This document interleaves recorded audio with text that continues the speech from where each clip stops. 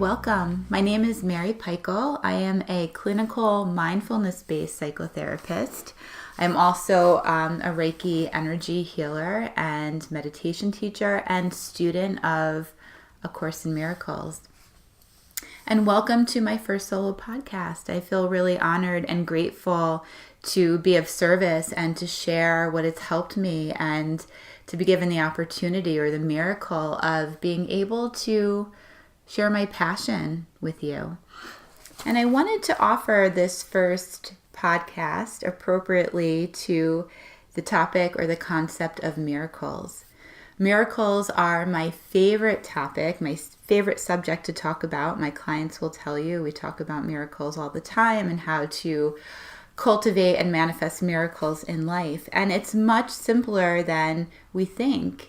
Before I really came to studying or become a student of A Course in Miracles, which is spiritual text based on Jesus' teachings, it was actually channeled from Jesus to a Columbia University professor. So that's how the book kind of came into physical form. I kind of thought what everybody else thought, that a miracle was something that was beyond me and came from a place of helplessness, like there was nothing we could do, and if we prayed hard enough and asked hard enough, and maybe if we were good enough or bargained enough with God, He may grant us the miracle, and that would be our only chance of salvation. Through my work as a student of A Course in Miracles and now stepping into becoming a teacher of A Course in Miracles, I've learned a whole different concept of miracles. For those of you that don't know what A Course in Miracles is or aren't familiar with it, it's based on the teachings of Jesus, which are the teachings of love and compassion and sort of sisterhood or brotherhood. We're all one. This idea of, the highest in me sees the highest in you. That namaste, the Buddhists would say, basic goodness for greater good, right? Learning how to recognize our greatest good, who we truly are, the love that we are, the essence of God that we are. And that is everybody else. And that's the practice of generosity in Buddhism, recognizing and honoring the highest in yourself and extending that to other people. And in this practice, we come to know forgiveness, we come to know compassion, and we sort of let all of that toxic or negative or illusionary stories go. And in that is peace and healing. And Jesus teaches that that is the way to miracles, that if we really want to experience a miracle in our life, we need to start seeing ourselves with love, our situations with love, and other people with love. And that includes compassion and cultivating the art of forgiveness. And we'll go into that as we get into other podcasts. Not all of these podcasts will be on A Course in Miracles, but I really love the teaching, so we will discuss that a bit more. I wanted to share a little story about how I came to be a student of A Course in Miracles. When I was 19, I was living in South Florida, and one of the first sort of spiritual metaphysical teachers that I had found myself connected to was at this time, and her name was Dorian Virtue. And she wrote a lot about angels, and I was really into angels, and I loved her way. And she mentioned a few times in some of her books about this text, A Course in Miracles, and she didn't mention much. She just kind of mentioned A Course in Miracles says, maybe 3 or 4 times that I remember. And that was enough to really get me interested in what this was. I'd never heard about it before. Had never even seen it. So I was very curious about it just based off of that in and of itself. And I searched for this book. And at this time, this was just before, the rise of like Barnes and Noble. Like culturally, we weren't there yet. And I lived in South Florida, and I found this bookshop, this tiny little metaphysical bookshop, and they had the book. I called them. They're like, yes, we have it. I'm like, great, I'm coming. And I get there, and I didn't expect that the book was going to be like $80. And at 19, that was just like too much money for me, and I never could even fathom having that much money at that time. It was a bit dramatic. And I decided I'll just go to the library, not thinking that they would have it, but they did. So I found myself going to the library a few times and picking up this book, and it was just so arduous and it was so wordy and kind of heavy, and I just wasn't resonating with the message or getting it. So I just left it. And I never thought about it again, really. But fast forward about 16 years and I'm in a job that I'm not really happy in. I'm kind of feeling a little powerless, hopeless, helpless in my own life, and just wanting to be happier, just knowing that, this wasn't going to work for me anymore living this way. So I took myself to the bookstore at one lunchtime and I got some self-help book or some spiritual book, I'm not really sure. And I was on my way out, and as I was about to leave the store, I just felt something stop me. And I can't explain what it was, but I know it to be, today, synchronicity, divine intervention. When you're ready, the teacher shows up. And it literally stopped me in my tracks, turned me around, and I was facing an end cap, and right in front of me was the book Spirit Junkie by Gabrielle Bernstein. And I had never heard of her before, and I didn't know what this book Spirit Junkie was, but I knew that it was for me. There's just this feeling, this pull, and without reading the bio or even reading what the content of the book was or context of the book, I bought it. And it put me on a trajectory to change my life. It really taught me, this was the catalyst to coming to the teachings of A Course in Miracles, that would ultimately get me everything that I had been looking for, or everything that I knew that I was. So it didn't necessarily teach me anything new, but I remembered who I was. So it's not that you're learning who you are in any of this work or that you're being taught everything. It's really a process of remembering. You already were this love. You already had all of this inside of you. So I like to call it a process of remembering. So I get the book and I dive into everything Gabrielle Bernstein. I listen to her podcast and watch her videos, and that leads me to Marianne Williamson, who's another wonderful teacher of A Course in Miracles. And right now I'm really into the work of Lisa Natoli and the Teachers of God. If you don't know who they are and you're into A Course in Miracles or spirituality, or this podcast is calling you, go check out their stuff. It's really deep and it's really, really profound. She's such a great teacher, as they all are. I really honor them all. I'm so grateful that they're here living their passion and sharing, so that those of us in alignment with this message can get on our paths and start walking our highest experience. So back to miracles. Again, most people believe that the miracle is the result, the thing that we've asked for showing up, the healing, the solution, the miraculous transformation, the finally being able to lose weight, whatever it is. So that's what we think the miracle is. It has shown up and we've gotten our miracle. Actually, that is the effect of the miracle. That is not the miracle in and of itself. The miracle, according to A Course in Miracles, is a shift in perception from fear to love. And this is where you begin to recognize yourself as the miracle worker. That external miracle, that thing showing up, the result of the miracle, is happening to you through you. So our work and our practice in learning about miracles and becoming a miracle worker is really to start to learn the practice of love, the practice of forgiveness, the practice of compassion.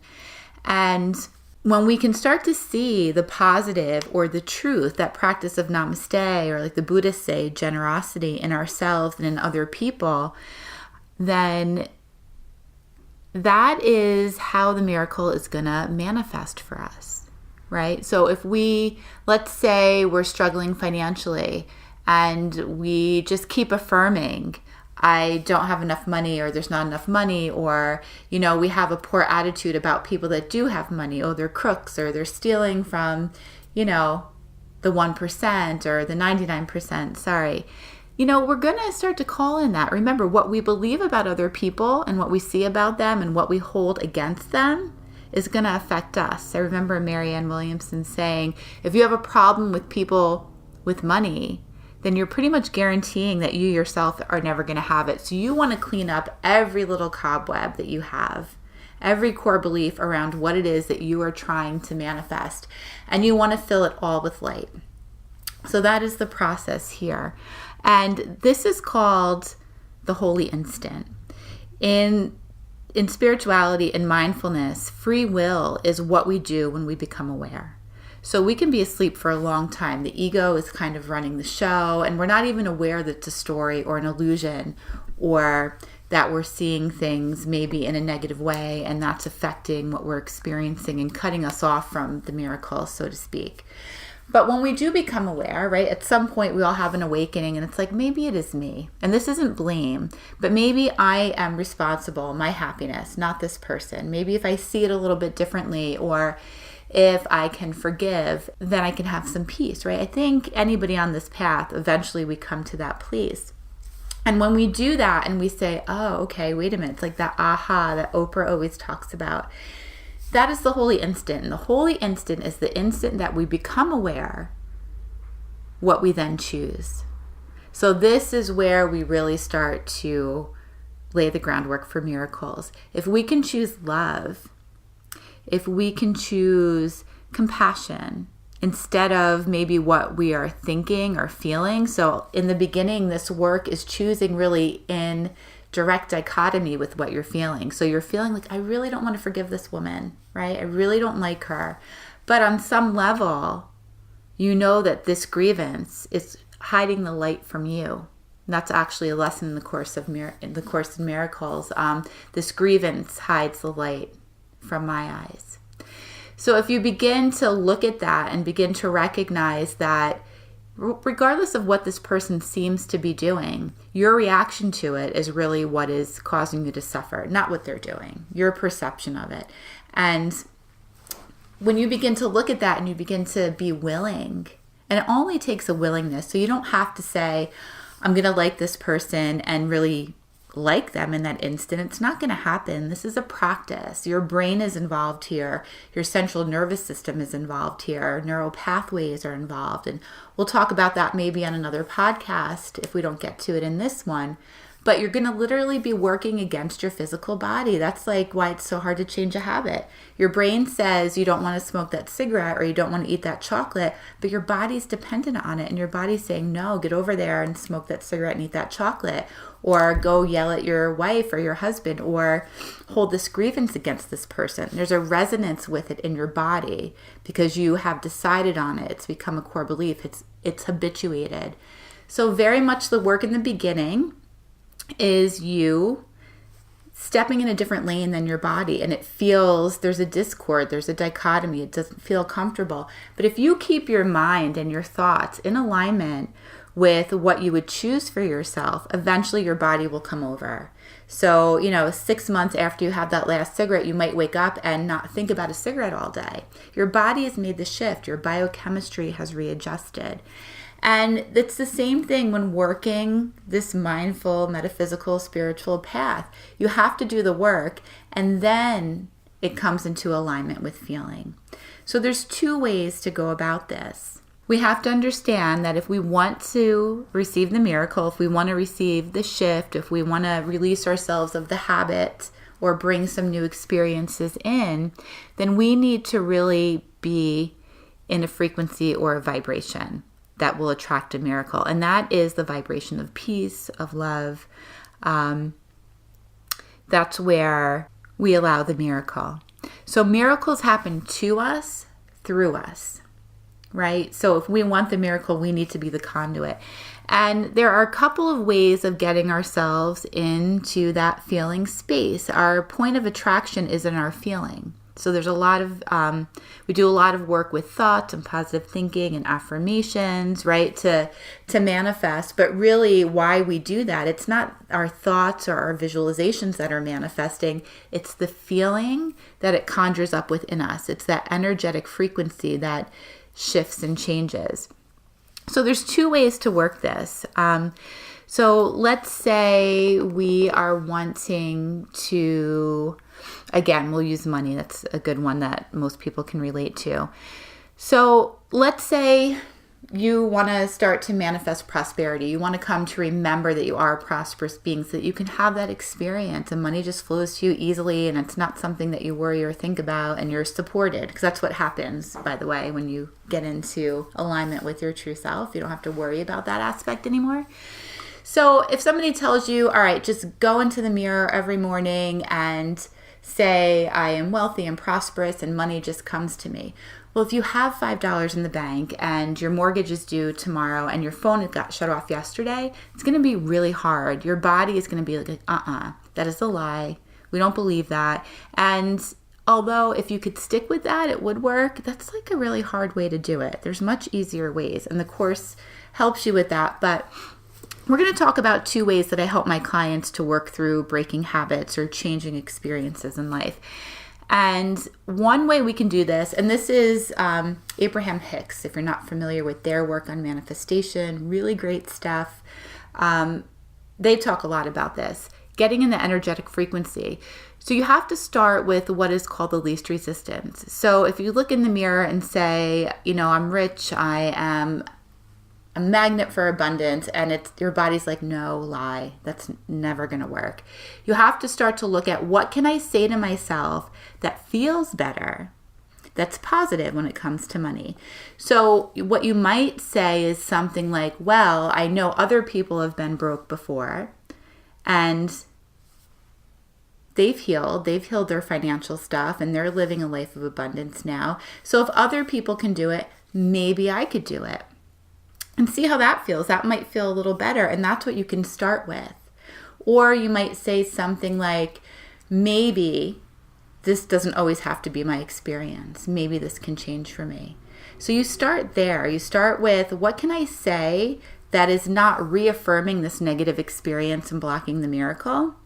But what can I say when this comes up for me that my body accepts? I feel a little resonance with it when I say it. And you baby steps. So you say that for a little while, and then you gradually increase, right? You could say something like, I'm becoming more prosperous through this practice. And the thing about the miracle is, and you'll see this in hindsight, the miracle isn't always evident right away. It might be evident in maybe how you feel by increasing a little bit of peace when you say these things, or when you pray or meditate. Those are some other practices we'll talk about. But in hindsight, you can look back and you'll see your progress. This is actually really interesting. I did this with something the other day, and I was like, man, I wasn't even aware at that point that I was shifting and changing and things were happening for me. But in hindsight, looking at it, I could see. So just keep in mind that even if, your ego is going to be really loud in the beginning, and you might not even be aware of the miracles that are happening for you right now. There's subconscious core beliefs at work here. And this work very much in the beginning is undoing those core beliefs. Think of a subconscious core belief as your programming. And, Erickson's stages of development, Mailer's attachment theory, if you are familiar with that, goes into what we experience as children, what we learn or are mirrored from our parents and the people closest to us and our peers. And we grow up with those beliefs, right? So our self-worth is attached to those beliefs. Our prosperity is attached to those beliefs. Our physical health, our weight, our relationships, right?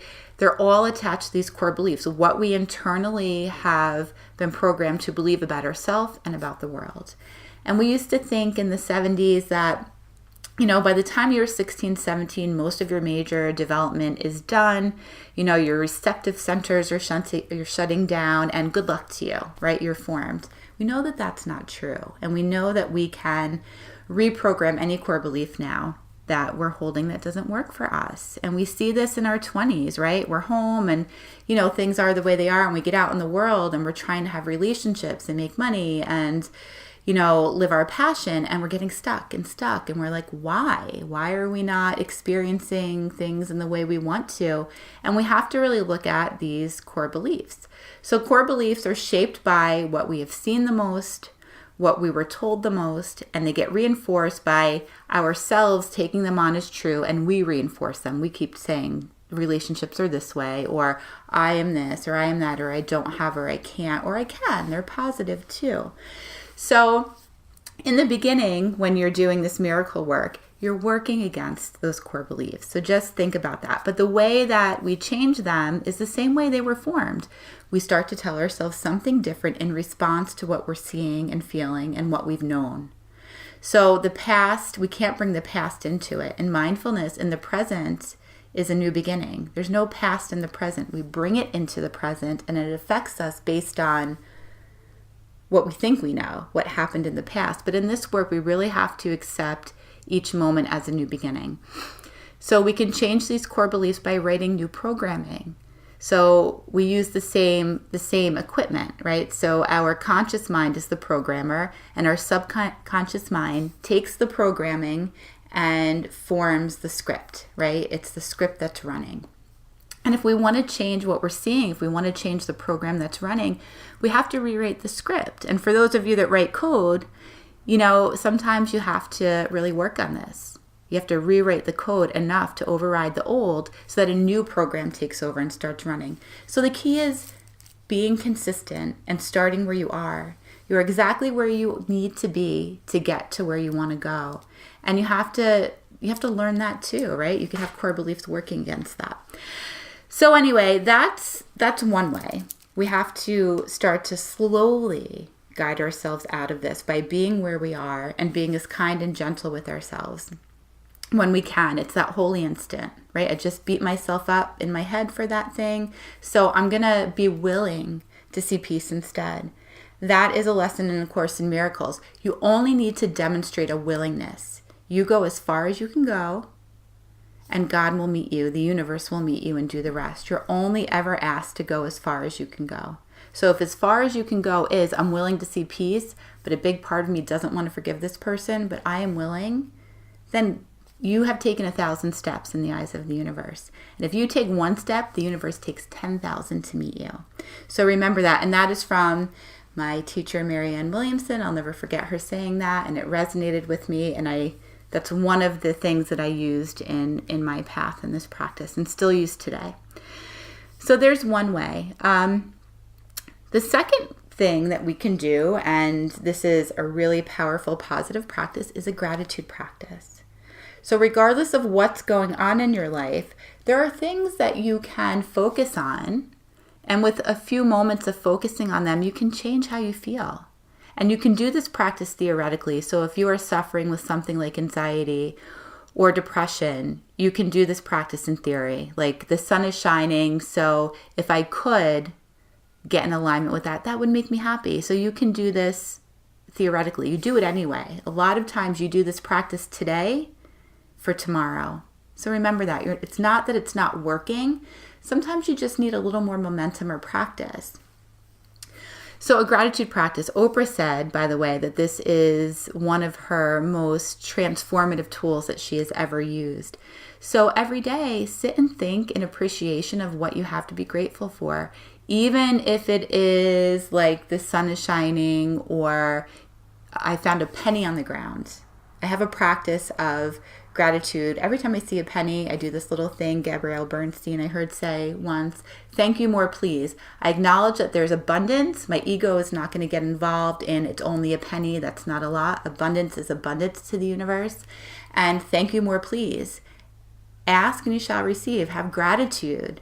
Gratitude is the greatest gift you can give to the universe, and it pays it back 20,000 fold.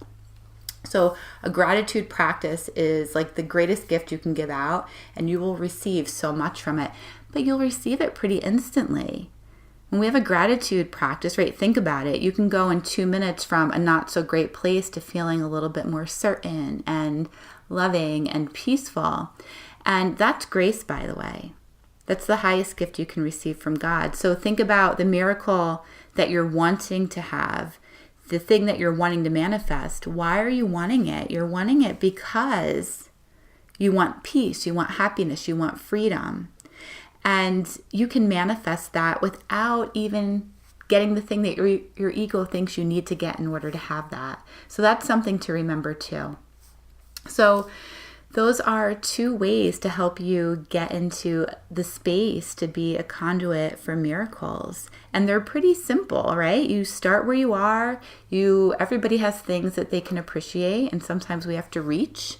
And you do that every day. Abraham Hicks has this quote, happiness is your only function. And Marianne Williamson, I think this was her, it might come from the Course, I'm not really sure. But if all you ever did were to seek for love, it would be all you would ever have to do. So that miracle you're looking for really is just the experience of love. So if you just every day made a conscious decision to honor the highest in yourself, to honor your assignments that are up for you today, to bless, the people that you're walking past down the street, if you had a practice of servitude and joy and gratitude, that's all you would have to do, really. Everything else is taken care of in that sense. This doesn't mean that we're passive and we don't have actions to take, but the peace is returned to us. So what we give out, we get back. Whatever we give out, we're teaching. And not only are we impacting the people around us, but we are learning it. So as we give it out and we're teaching it, we're learning it. So you want to be really careful about what you're giving out because you're reinforcing that in yourself.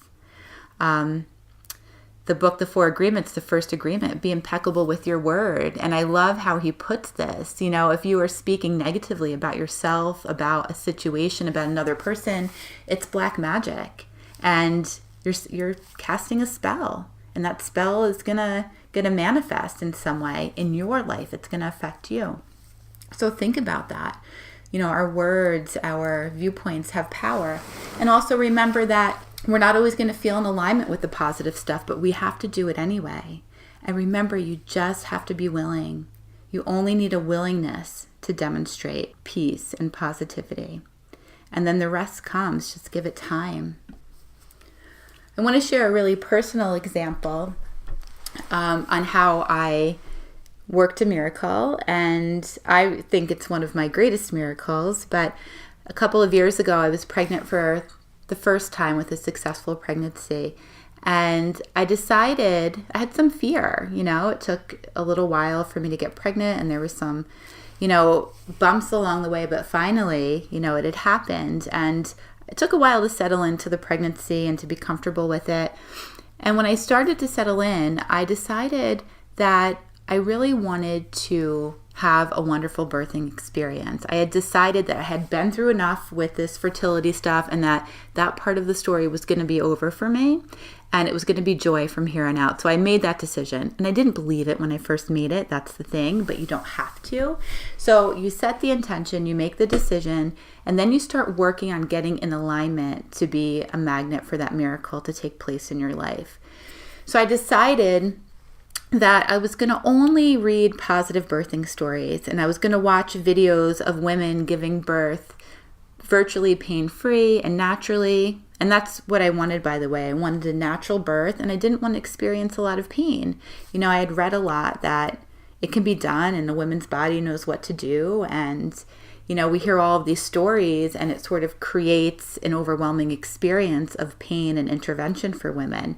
But again, it's just the story. So I didn't want to get caught up in that, but I had to believe it. So I knew in order for that to happen, when I thought about my birthing experience, I had to feel peace. And that took a while. So I would meditate and I would visualize on the birthing experience, how I wanted it to go. And I watched positive birthing videos and positive birthing stories. And I got a lot of encouragement online that way. The other thing I had to do, and I had to do that until, I thought about it and I'm like, all right, I can have this. Other women can do it. This is the way it's supposed to be. And I got this. This is the way it's going to go down for me. On the other hand, I also had to give up resistance to whatever the plan was going to be for this birth, right? It was between God and this baby and, I was the vessel. And I really had to surrender and release to that. And I had to pray and I had to sit with my fear. What if it didn't go the way I wanted to go? And I sat with it. And Deepak says this wonderful thing. If something's up for you, you sit with it and you sit with it until it's no longer up for you. And that's what I did. And by the time I reached the middle of my last trimester, I was in a place where I knew. And that'll happen too. It's not like, oh, am I going to get this miracle? I'm praying. No, I knew that it was going to go according to God's plan, and I knew who I was, and I knew what my body was designed to do, and I had a mission with this baby and a mission with God, and I was going to be okay. And it was really a beautiful experience. So I get to the hospital and, part of my intention was to not labor in the hospital or this birthing center and to kind of get there in a safe amount of time. And that's sort of how it went. And I was in labor for 24 hours and it really wasn't painful. I had, there was some pain, but it was not by far the worst pain you could imagine. And it was actually kind of peaceful, right? I saw those contractions as my baby is coming and, this is such a blessing. So we get to the hospital and I'm really in that place of bliss. And my husband's filling out paperwork and my doula is just walking me around. And as I have a contraction, I stop. And I stopped in front of this one door. And there was a woman behind the door, obviously in labor, and she was screaming. She was screaming her head off. And for a split second or two, I had to disconnect. I disconnected from source and I went into ego. And oh my God, I have never done this before. And my experience so far has been great, but in 2 minutes, that could be me. And I didn't say this out loud. I said it to myself. And at the exact moment that I had said that, my doula looked at me right in the eyes and she said to me, "This is as painful as it will get for you." And that was like enough confirmation for me. And I was back in the game. And a few minutes later, I had my baby and it was beautiful. And there was no intervention. There was no pain that was like crazy or even too uncomfortable.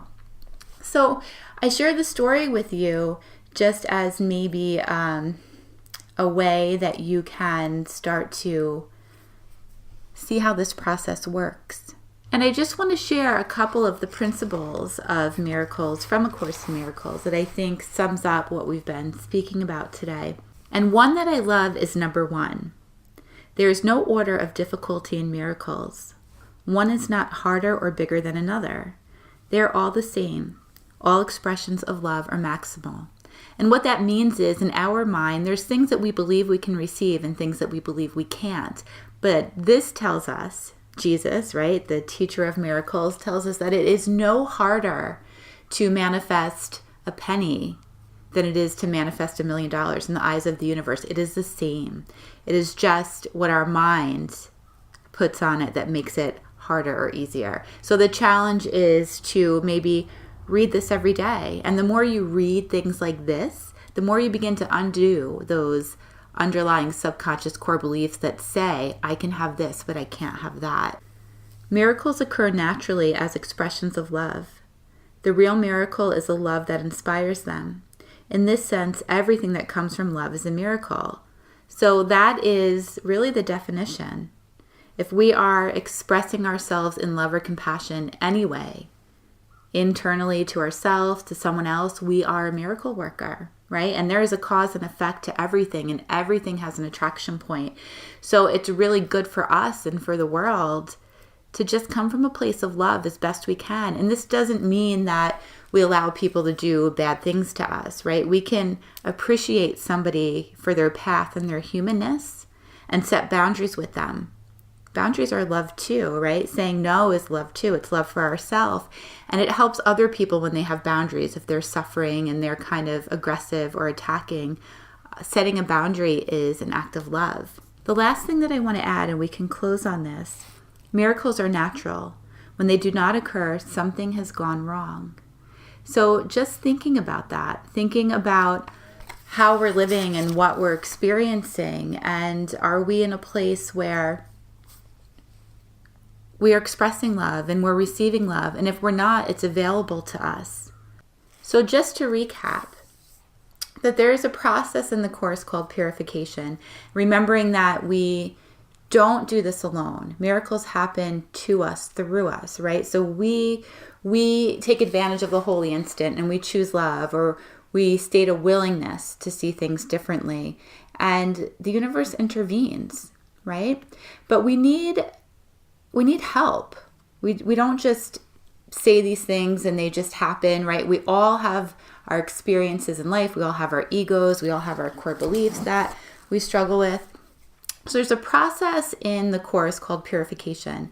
And in this process, you give over your control, you give over your expectations, and you surrender.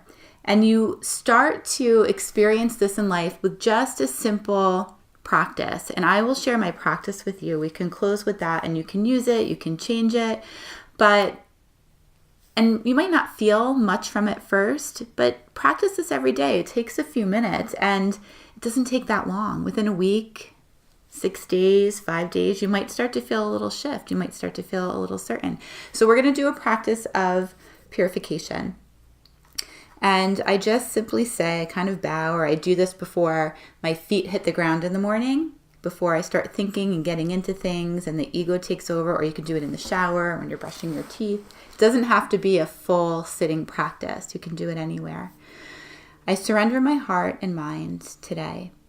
I surrender my thoughts, my words, my expectations, and my perceptions to be healed and guided by peace.